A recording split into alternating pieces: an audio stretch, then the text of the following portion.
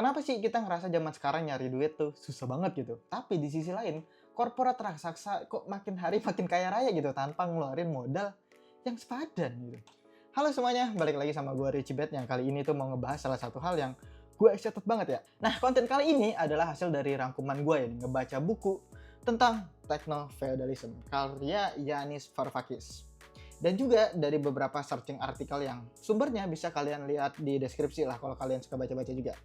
Sebenarnya ya gue udah baca buku ini cukup lama dan baru banget gue bahas karena memang cukup sulit gitu gue nge-scriptingnya.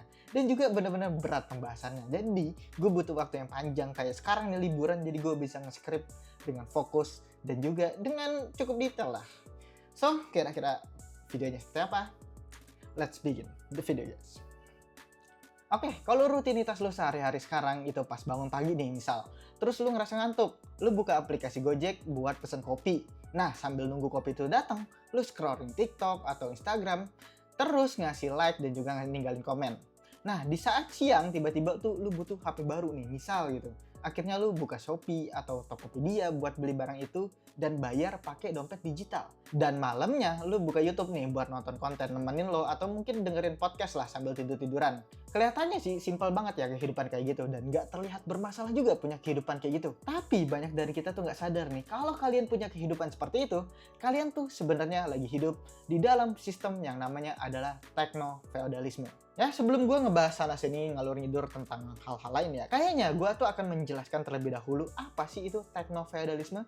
Karena techno-feudalisme itu berasal dari kata feodalisme, jadi gue tuh akan membawa kalian nih ke pelajaran sejarah zaman kerajaan atau era feodalisme kuno dulu cuy.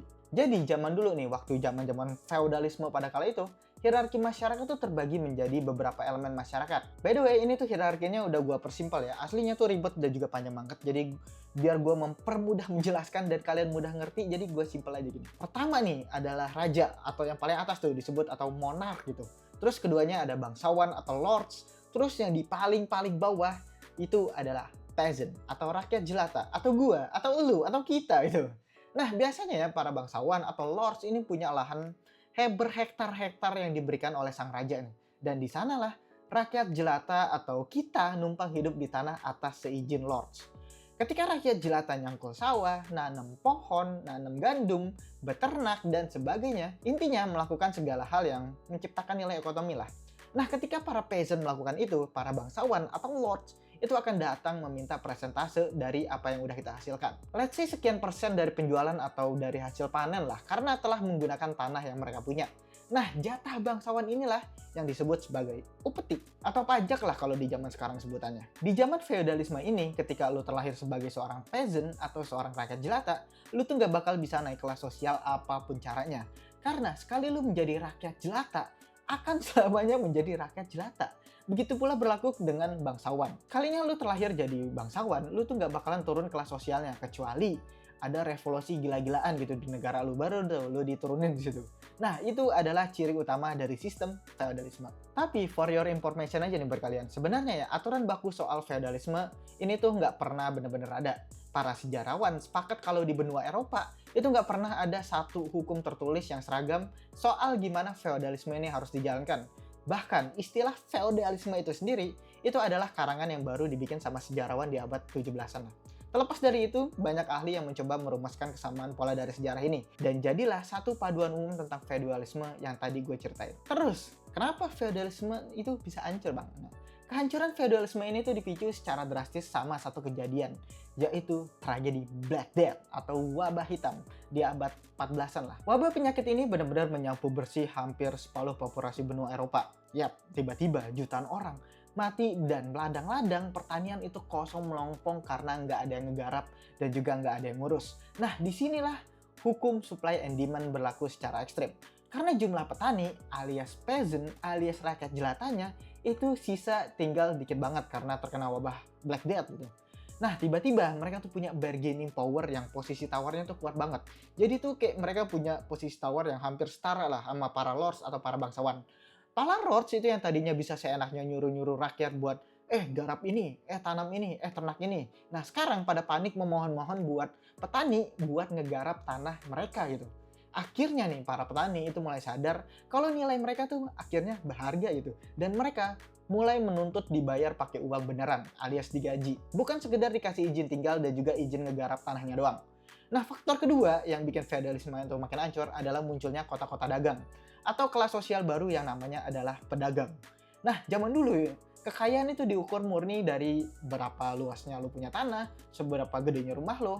Tapi semenjak jalur perdagangan antar negara kayak jalur sutra itu makin kebuka dan juga makin rame, orang-orang tuh mulai berani minggat dari desa feodal itu dan pergi ke kota buat jualan dan menjadi seorang pedagang.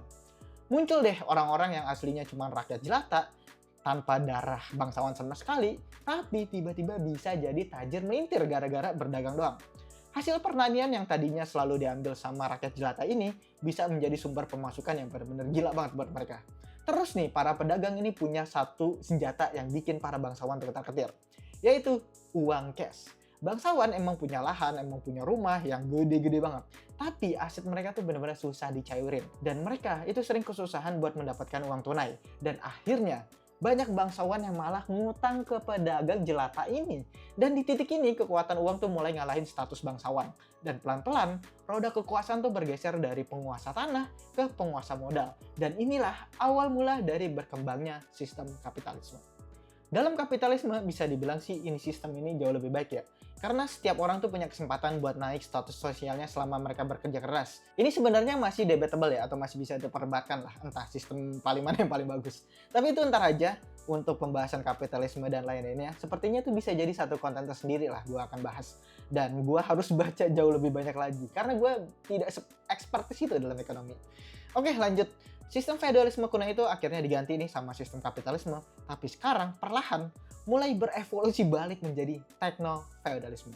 Bedanya ya, kalau dulu tanah yang bentuknya adalah sawah ataupun kebun fisik, sekarang tanah itu wujudnya adalah server raksasa atau cloud atau platform aplikasi yang tertanam yang ada di HP lu semua. Nah, tuan tanahnya, bangsawannya, atau lordsnya itu bukan lagi raja yang pakai mahkota, melainkan bos-bos raksasa teknologi di Silicon Valley. Lu pikir ya ketika lu memakai sebuah aplikasi gratis, itu karena lu cuma user biasa aja? Kagak cuy. Pas lu scrolling, ngasih like, ngasih komen, itu tuh ibarat petani yang lagi nyangkul di kebun digital mereka. Interaksi lu, data pribadi lu, privasi lu, atensi lu, semuanya adalah panen yang mereka ambil gratis tiap detiknya. Buat nantinya mereka jual itu senilai triliunan rupiah ke para pengiklan. Mereka nggak capek-capek bikin konten, kita yang bikin, kita juga yang nonton, kita juga yang komen, tapi mereka yang panen duit gedenya itu. Contoh paling gampangnya ya, itu adalah Amazon. Atau kalau di Indonesia, marketplace kayak Shopee atau Tokopedia lah. Nah, lo pikir pendapatan utama dari Amazon adalah dari jualan buku? Kagak anjir, Amazon itu cuma nyewain lapak digital. Nah, di sini lo sebagai seller atau sebagai peasant yang capek-capek nyetok barang, packing, dan juga ngelayanin pembeli.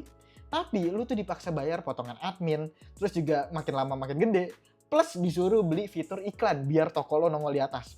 Sama persis kan, sama kayak petani bayar upeti keraja. Begitu juga dengan gue nih, yang sekarang nih, yang lagi bikin konten yang lu lagi lihat. Gue udah capek-capek mikir skrip, capek-capek syuting, capek-capek editing, buat menghasilkan sebuah konten yang kalian lihat ini.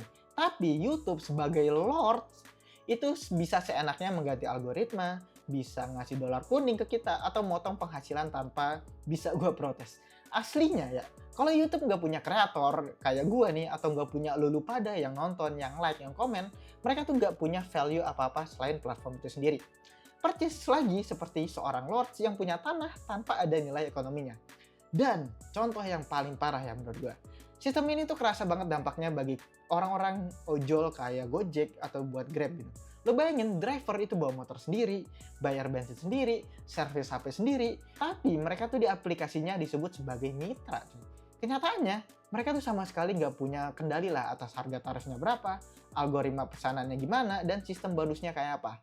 Kalau akun mereka tiba-tiba disuspend, ya udah gitu, tamat lah riwayatnya tanpa ada jaminan kesehatan ataupun pesangon. Ditambah lagi ya, sekarang kalau lu tahu ini, di sebuah aplikasi ojol itu ada sistem yang namanya subscription driver, anjir. Jadi kalau lu sebagai seorang driver berlangganan paket itu, otomatis lu tuh bakalan dapat orderan jauh lebih banyak dan jauh lebih dekat. Beda nih sama driver yang tidak berlangganan, nggak diprioritasin. Gila gak tuh? Mau kerja aja dan juga mau dapat duit aja, lu diharuskan membayar terlebih dahulu. Dan menurut gua ini udah ada di tahap yang udah gak make sense ya anjir. Memang bisa aja kita bikin website sendiri atau aplikasi sendiri lah buat tempat kita berdagang atau memasarkan produk kita. Tapi banyak yang harus dipikirkan, apakah usernya ada atau maintenance-nya gimana. Sebenarnya ya membayar jasa atau uang ke platform itu bukanlah hal yang masalah. Karena mereka tuh sudah memprovide kayak server ataupun user dan lain-lain. Tapi yang jadi masalahnya adalah ketika mereka menjadi satu-satunya tempat untuk kita menjualkan produk kita. Karena pastinya mereka tuh bakalan punya absolute power kalau mereka memang satu-satunya. Dan bisa memperlakukan kita seperti seorang raja yang memperlakukan rakyat jelata pada zaman feodalisme. Makanya semua ini tuh disebut dengan techno-feudalisme. Kebiasaan kita yang sekarang dikit-dikit pesan online, ini sih bakalan pelan-pelan ngebuat toko offline atau warung-warung terdekat kita tuh bakalan tutup. Ujung-ujungnya ya, 10 tahun ke depan, semua roda ekonomi tuh mau nggak mau harus melewati pintu si perusahaan raksasa ini. Yang gua sebut tadi tuh. Bayangin aja betapa bahayanya power absolute yang kita kasih ke segelintir korporat teknologi ini seandainya fenomena itu benar-benar terjadi. Sebenarnya kita juga nggak bisa apa-apa ya di hadapan perusahaan raksasa segede ini. Karena kita semua sih udah terlanjur nyaman sama hal yang mereka berikan. Tapi kalau gue punya saran buat lo pada, at least sih kita mulai sadar dari diri sendiri aja dulu. Sadar nih kalau di dunia digital ini, walau aplikasinya kelihatan gratis, kita tuh tetap bayar mahal pakai waktu, pakai tenaga juga, dan pakai privasi kita semua. Mulai sekarang coba deh sesekali sengaja lo beli makan ke warung jalan, warung tetangga gitu lo beli. Atau lo belanja ke pasar terdekat lo tanpa melewat aplikasi sama sekali. Jangan sampai ya lo tuh makin nyaman dijajah secara digital tanpa perlawanan sama sekali. So ya mungkin itu aja sekian pembahasan dari gua. Silahkan like, comment, dan subscribe ya kalau lo suka sama konten gua. Karena seperti yang gua bilang tadi, like, comment, dan subscribe kalian itu akan memberikan value buat gua di era techno-feudalisme ini. So, sampai jumpa di pembahasan selanjutnya guys. See ya!